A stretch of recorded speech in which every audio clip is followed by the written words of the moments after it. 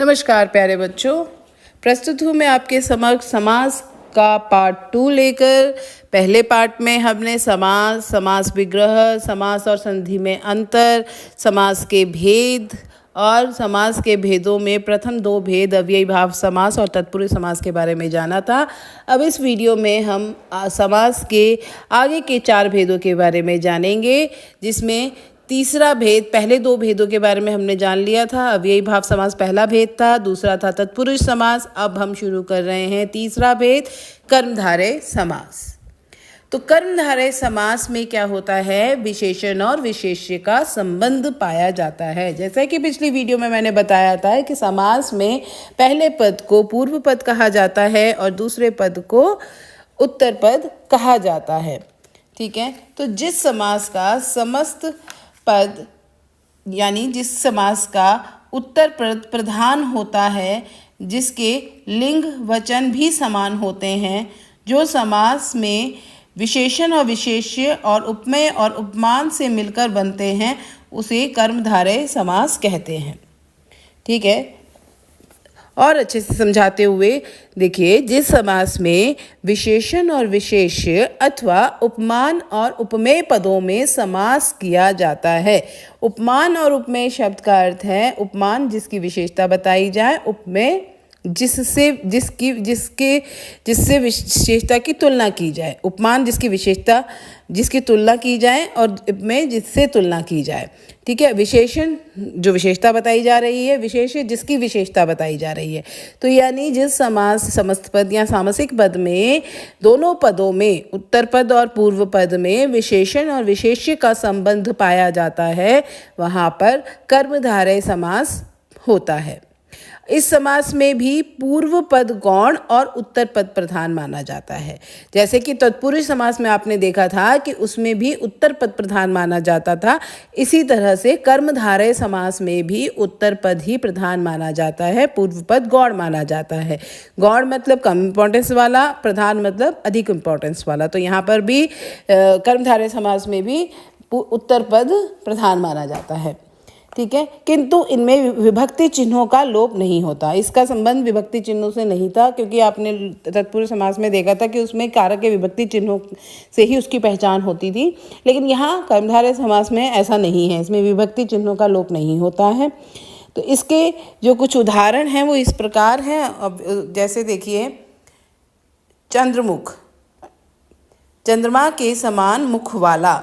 तो यानी मुख की विशेषता क्या है कि वो चंद्रमा के समान है।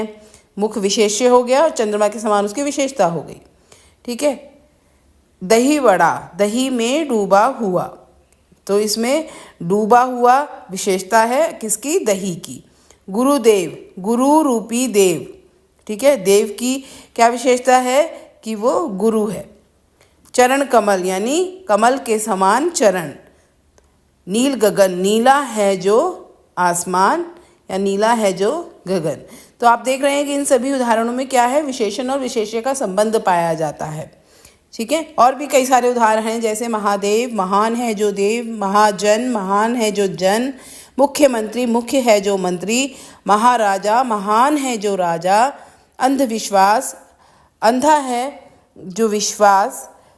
ठीक है, इस प्रकार के ये कुछ उदाहरण होते हैं कर्मधारय समास में, जिसको मुख्य इसी प्रकार से पहचाना जाता है कि इसमें विशेषण और विशेष्य का संबंध पाया जाता है। ठीक है, एक पद विशेषण होता है और एक पद विशेष्य माना जाता है। ठीक, और जब विग्रह करते हैं तो है, जो, या, के समान, इस तरह के शब्द विग्रह करते समय सामने आते हैं। ठीक है, जैसे नील गाय, नीली है जो गाय। ठीक है, सत धर्म, सत है जो धर्म। इस प्रकार से इसका विग्रह किया जाता है। ठीक है, और उपमेय, उपमान और उपमेय वाला भी इसमें आता है, तो उसमें विग्रह करते समय के समान बीच में आता है। जैसे कमल नयन, कमल के समान नयन। चंद्रमुख, चंद्रमा के समान मुख। ठीक है, तो के समान, है जो, इस तरह के विग्रह शब्द बीच में आते हैं, तो वो कर्मधारय समास के उदाहरण होते हैं। ठीक है, तो कर्मधारय समास की पहचान कैसे की हमने, जहाँ पर विशेषण और विशेष्य का संबंध पाया जाता है, या उपमान और उपमेय पदों में समास किया जाता है और उत्तर पद प्रधान माना जाता है, वहाँ कर्मधारय समास होता है। ठीक है, अगला समास देखते हैं हम, द्वंद्व समास। ठीक है, द्वंद्व समास में क्या होता है, जिस समास में पूर्व और उत्तर पद दोनों प्रधान होते हैं, केवल यही समास होता है जिसमें दोनों पद प्रधान माने जाते हैं। इसमें कोई कम ज़्यादा नहीं होता, दोनों ही इक्वली इम्पॉर्टेंट होते हैं, यानी केवल द्वंद्व समास होता है जिसमें दोनों पद प्रधान माने जाते हैं। इस समास के समस्त पद के दोनों पदों के बीच में योजक चिन्ह लगा हुआ होता है। बहुत आसानी से इस समास के भेदों की पहचान कर ली जाती है। इन शब्दों को देखकर इस भेद की पहचान हो जाती है, क्योंकि इसमें जो शब्द होते हैं उनके बीच में हाइफन यानी कि योजक चिन्ह का प्रयोग किया जाता है। ठीक है, अधिकतर। तो देखें आप ज़रा उदाहरण देखिए, जैसे सुख दुख, बीच में हाइफन आता है, सुख और दुख। जलवायु, जल और वायु, विग्रह करते समय या फिर और, इस तरह के शब्द आते हैं। जैसे पाप पुण्य, बीच में हाइफन आ रहा है यानी योजक चिन्ह आ रहा है, पाप और पुण्य इसका विग्रह हो गया। अन्न जल, अन्न और जल। गुण दोष, गुण और दोष। अपना पराया, अपना या पराया। राधा कृष्ण, राधा और कृष्ण। नर नारी, नर और नारी। देश विदेश, देश और विदेश। तो इस प्रकार से द्वंद्व समास की पहचान की जाती है। दोनों पद प्रधान माने जाते हैं, विग्रह करते समय और या फिर या बीच में आता है। ठीक है, आगे बढ़ते हैं। अगला भेद है आपका द्विगु समास। द्विगु समास की पहचान भी बहुत आसानी से कर ली जाती है। देखिए, द्विगु समास में पूर्व पद संख्यावाची विशेषण और उत्तर पद प्रधान होता है। ठीक है, द्विगु समास में क्या होता है, इसमें भी दो पद होते हैं हर समास के भेदों की तरह। तो जो पूर्व पद यानी पहला पद जो होता है वो संख्यावाची विशेषण होता है। संख्यावाची विशेषण मतलब जो नंबर यानी गिनती से संबंधित होता है, और उत्तर पद इसमें प्रधान माना जाता है। दूसरा पद जो होता है इसमें प्रधान जाता है। ठीक है, कर्मधारय में भी उत्तर पद प्रधान था, तत्पुरुष में भी उत्तर पद प्रधान था, और द्विगु में भी उत्तर पद प्रधान है, और पहला पद संख्यावाची है, संख्यावाची विशेषण। ठीक है, अब इसके उदाहरण कैसे होते हैं देखिए। तो ये समझ गए आप कि द्विगु समास में पूर्व पद संख्यावाचक होता है और कभी कभी उत्तर पद भी संख्यावाचक होता है। तो देखा जा सकता है। इस समास में प्रयुक्त संख्या किसी समूह को दर्शाती है, किसी अर्थ को नहीं। इससे समूह और समाहार का बोध होता है। ठीक है, इसमें जो शब्द दिए गए हैं इसमें गिनती से संबंधित तो शब्द होते ही हैं, उसके साथ समूह या समाहार शब्द जुड़े हुए होते हैं, यानी एक पूरे ग्रुप को बताते हैं। जैसे उदाहरण देखिए, नवग्रह। नव माने 9, संख्यावाची शब्द हैं, तो क्या होगा इसका विग्रह, 9 ग्रहों का समूह।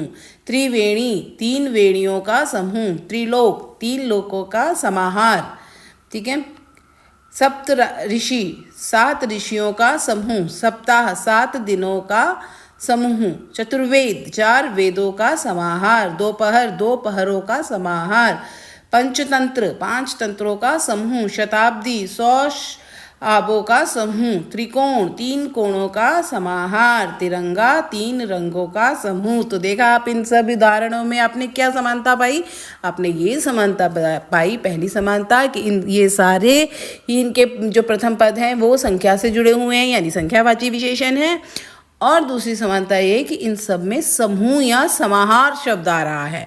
तो जहाँ पर भी विग्रह करते समय समूह या समाहार शब्द आ जाए वहाँ पर आपको समझ में आ जाएगा कि यहाँ पर द्विगु समास है, और गिनती से संबंधित है पहला पद, तो फिर वो क्या, द्विगु समास है।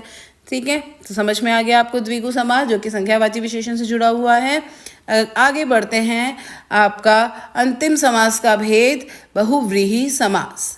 ठीक है, तो चलिए, बहुव्रीहि समास किसे कहते हैं, ये भी सभी समासों से थोड़ा सा अलग है। जितने भी भेद आपने अभी तक किए, देखिए, जिस समास के समस्त पद के दोनों पद गौड़ होते हैं और वे मिलकर किसी तीसरे पद की ओर संकेत करते हैं तथा जिसमें यही तीसरा पद प्रधान होता है, उसे बहुव्रीहि समास कहते हैं।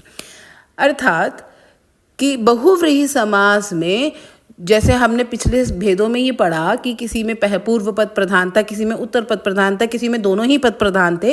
लेकिन बहुव्रीहि समास में क्या होता है, इसमें दोनों में से कोई भी पद प्रधान नहीं माना जाता। ना तो उत्तर पद प्रधान होता है, ना ही पूर्व पद प्रधान होता है। इसमें किसी तीसरे पद को प्रधान माना जाता है, यानी दोनों में से किसी भी पद का अर्थ न समझकर किसी तीसरे पद को अर्थ विशेष माना जाता है, किसी तीसरे पद को प्रधान माना जाता है। ठीक है, उसका अर्थ कुछ और निकाला जाता है। ठीक है, उस शब्द से उसका शाब्दिक अर्थ ना लेकर के कोई तीसरा अर्थ लिया जाता है, ये बहुव्रीहि समास के अंदर आता है। ठीक है, जैसे हम एक उदाहरण देखें, चक्रपाणी, इसका क्या होगा, चक्रपाणी, इसका विग्रह होगा। इन पदों में कोई अर्थ स्पष्ट नहीं हो पा रहा है। यदि हम यह कहें कि चक्र है पानी में जिसके, ठीक है, तो ये इस अर्थ से तो चक्र है पानी में जिसके, इस अर्थ में तो ये कर्मधारय समास हो जाएगा। लेकिन चक्र पाणी विष्णु भगवान के लिए प्रयोग किया जाता है, तो जब हम विष्णु भगवान के लिए इसका अर्थ लेंगे तब ये बहुव्रीहि समास कहलाएगा। ठीक है, जिस समास में पूर्व पद तथा उत्तर पद दोनों में से कोई भी पद प्रधान न होकर कोई अन्य पद ही प्रधान हो, वह बहुव्रीहि समास कहलाता है। जिस समास पद में कोई पद प्रधान नहीं होता, दोनों पद मिलकर किसी तीसरे पद की ओर संकेत करते हैं, उसमें बहुव्रीहि समास होता है। नीलकंठ, नीला है कंठ जिसका, अर्थात शिव। जब ऐसे दिया हो, अगर खाली यही अर्थ दिया गया है नीला है कंठ जिसका, तो ये कर्मधारय समास है। लेकिन अगर नीलकंठ से हम भगवान शिव का अर्थ ले रहे हैं तो ये बहुव्रीहि समास हो जाएगा, क्योंकि शिव इसका तीसरा अर्थ होगा, तीसरा पद प्रधान माना जाएगा। यहाँ पर दोनों पदों ने मिलकर एक तीसरे पद की ओर संकेत किया है, इसलिए यह बहुव्रीहि समास कहा जाएगा। ठीक है, तो ऐसे ही कई सारे बहुव्रीहि समास के उदाहरण दिए गए हैं। जैसे देखें, गजानन, यानी इसका विग्रह है गज का आनन है जिसका, यानी गणेश जी। गजानन, ठीक है, जिसका जो आनन यानी सिर जो है वो गज यानी हाथी के समान हो। अगर इस अर्थ में हम लेंगे तो ये कर्मधारय होगा। लेकिन अगर हम जानते हैं कि हम गजानन गणेश भगवान को कहते हैं, तो जब हम गणेश जी से इसका अर्थ लेंगे तो ये बहुव्रीहि समास हो जाएगा। ऐसे ही त्रिनेत्र, त्रिनेत्र यानी तीन है नेत्र जिसके, ठीक है, तीन नेत्र संख्यावाची विशेषण की वजह से तो ये द्विगु समास बन गया। लेकिन जब हम त्रिनेत्र शिव के, भगवान शिव के लिए लेंगे तो ये बहुव्रीहि समास कहलाएगा। नीलकंठ, इसमें भी ऐसा ही होगा, अगर ये शिव के लिए अर्थ लिया जाएगा तो ये बहुव्रीहि समास होगा। लंबोदर, लंबा है उदर जिसका, अगर सिर्फ इतना अर्थ लिया जाता है तो ये कर्मधारय समास होगा। लेकिन लंबोदर का अर्थ अर्थात गणेश जी लिया जाएगा, तब गणेश जी के अर्थ में ये बहुव्रीहि समास होगा। ऐसे ही दशानन, दशानन यानी 10 हैं आनन जिसके, इस अर्थ में तो ये संख्यावाची विशेषण है, यानी द्विगु समास है। तो लेकिन इसको दशानन रावण के लिए प्रयोग होता है और रावण अर्थ लिया जाएगा तो ये बहुव्रीहि समास होगा। चतुर्भुज, 4 भुजाओं वाला अर्थात विष्णु जी, इस अर्थ में ये बहुव्रीहि समास होगा। पीताम्बर, श्री कृष्ण जी के लिए प्रयोग किया जाता है, इस अर्थ में ये बहुव्रीहि समास होगा।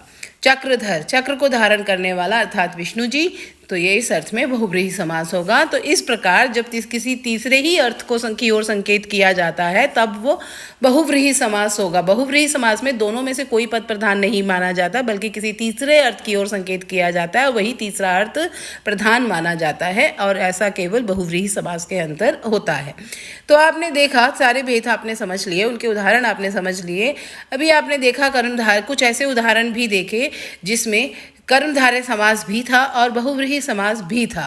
तो कैसे, जैसे अभी पीछे भी आपने देखा बहुव्रीहि समास में हमने कई उदाहरण देखे थे, ऐसे कई उदाहरण होते हैं जिसमें कर्मधारय समास भी होता है और उसमें बहुव्रीहि समास भी होता है। जैसे चक्रधर, चक्र को धारण करता है जो, इस अर्थ में ये कर्मधारय है। लेकिन अगर लिख दिया अर्थात श्री कृष्ण, तो श्री कृष्ण के अर्थ में ये बहुव्रीहि समास बन जाएगा। ऐसे ही नीलकंठ, नीला है कंठ जिसका, इस अर्थ में ये कर्मधारय है क्योंकि विशेषता बताई गई है कंठ की। लेकिन अगर उसके साथ शिव लिख दिया गया है अर्थात शिव, तो ये बहुव्रीहि समास हो जाएगा। लंबोदर, मोटे पेट वाला, ठीक है, मोटे पेट वाला अर्थ लेंगे तो हम कर्मधारय समास हो जाएगा। लेकिन लंबा है उदर जिसका अर्थात गणेश जी, तो इस अर्थ में ये बहुव्रीहि समास हो जाएगा। महात्मा, महान है जो आत्मा, इस अर्थ में ये कर्मधारय है, और महान आत्मा है जिसकी, अर्थात विशेष व्यक्ति, इस अर्थ में ये बहुव्रीहि समास है। कमल नयन, कमल के समान नयन, इस अर्थ में ये कर्मधारय है, और कमल के समान नयन है जिसके, अर्थात विष्णु जी, तो ये बहुव्रीहि समास है। ठीक ऐसे ही पीताम्बर, पीले है अंबर, पीला है अंबर जिसका, यानी वस्त्र, तो ये कर्मधारय समास है। और अगर श्री कृष्ण जी के लिए, क्योंकि श्री कृष्ण पीला वस्त्र धारण करते थे इस अर्थ में, इसलिए पीताम्बर श्री कृष्ण को कहा जाता है, तो उस अर्थ में ये बहुव्रीहि समास होगा। तो ये अंतर होता है कि किस प्रकार आपको अर्थ दिया गया है, उसके आधार पर आप निर्धारित करते हैं कि वो कर्मधारय समास होगा या बहुव्रीहि समास होगा। उनमें कर्मधारय और बहुव्रीहि दोनों होते हैं, लेकिन आपको पूछा क्या गया है, किस अर्थ में पूछा गया है, उसके अनुसार उसके उत्तर आपको लिखने होते हैं। ठीक है, ऐसे ही कुछ ऐसे बहुव्रीहि समास के उदाहरण होते हैं जिनमें द्विगु समास भी होता है। जैसे आपने अभी कुछ उदाहरण, जैसे त्रिनेत्र, ठीक है, त्रि आ रहा है, उस अर्थ में ये द्विगु समास है, 3 है नेत्र जिसके, लेकिन त्रिनेत्र शिव जी भगवान के लिए भी प्रयोग होता है, इस अर्थ में ये बहुव्रीहि समास भी है। चतुर्भुज, 4 भुजाओं वाला, ठीक है, अर्थात विष्णु जी, 4 भुजाओं वाला अर्थ लेंगे तो द्विगु समास है, लेकिन अर्थात विष्णु जी ले लेंगे तो ये बहुव्रीहि समास है। पंचवटी, ठीक है, 5 वटों का समाहार, इस अर्थ में द्विगु समास है। ठीक है, और निश्चित स्थल, पंचवटी किसी पर्टिकुलर जगह का नाम भी है, अगर उस अर्थ में लिया जाएगा तो ये बहुव्रीहि समास है। त्रिलोचन, 3 नयन वाला, 3 लोचन का समूह, तो द्विगु समास है। और त्रिलोचन भगवान शिव के लिए भी प्रयोग किया जाता है, उस अर्थ में ये बहुव्रीहि समास है। ठीक है, ऐसे ही दशानन, दशानन द्विगु समास भी बनता है, क्योंकि दश है आनंद जिसके, प्रथम पद संख्यावाची है, इस अर्थ में द्विगु है, लेकिन दशानन रावण के लिए प्रयोग किया जाता है, उस अर्थ में ये बहुव्रीहि समास है। तो ये अंतर है द्विगु समास और बहुव्रीहि समास में। आपको अर्थ किस तरह से दिया गया है, उस अर्थ में के आधार पर आप उसका उत्तर बहुव्रीहि या द्विगु समास के रूप में लिखेंगे। ठीक है, इसी प्रकार कुछ ऐसे उदाहरण होते हैं जिसमें द्विगु और कर्मधारय में भी अंतर पता चलता है। जैसे द्विगु का पहला पद हमेशा संख्यावाचक विशेषण होता है और जो दूसरे पद की गिनती बताता है, जबकि कर्मधारय का एक पद विशेषण होने पर भी संख्यावाचक कभी नहीं होता। दोनों में अंतर यही है, दोनों में ही विशेषण शब्द आता है, लेकिन द्विगु समास में प्रथम पद संख्यावाची विशेषण होता है और कर्मधारय समास में संख्यावाची विशेषण नहीं होता, साधारण विशेषण होता है, गुणवाचक विशेषण हो सकता है, लेकिन संख्यावाची विशेषण नहीं होता है। यही अंतर है द्विगु और कर्मधारय समास में। ठीक है, द्विगु का पहला पद ही विशेषण बनकर प्रयोग में आता है। ठीक है, जबकि कर्मधारय में कोई भी पद दूसरे पद का विशेषण हो सकता है। अधिकतर द्विगु समास में पहला पद ही संख्यावाची विशेषण होता है हमेशा, परंतु कर्मधारय समास में दोनों में से कोई भी विशेषण के रूप में प्रयोग किया जा सकता है। ठीक है, जैसे नवरत्न, 9 रत्नों का समूह, ये द्विगु समास है। चतुर्वर्ण, 4 वर्णों का समूह, ये भी द्विगु समास है। पुरुषोत्तम, पुरुषों में है जो उत्तम, कर्मधारय समास। ठीक है, रक्तोत्पल, रक्त है तो जो उत्पल, कर्मधारय समास। तो इस प्रकार ये अंतर होता है द्विगु और कर्मधारय समास में। ठीक है, तो इस प्रकार आपने सभी समास के भेदों को समझ लिया है। दोनों वीडियोस में मैंने आपको पूरा समझाने की उदाहरण के साथ कोशिश की है। फिर भी अगर कोई ऐसा समास है या समास का भेद है या कोई भी ऐसा पॉइंट है जो आपको नहीं समझ में आया है, तो आप मुझसे कमेंट बॉक्स में पूछ सकते हैं। मैं आपके प्रश्नों के उत्तर अवश्य दूंगी। धन्यवाद, खुश रहिए, सुरक्षित रहिए।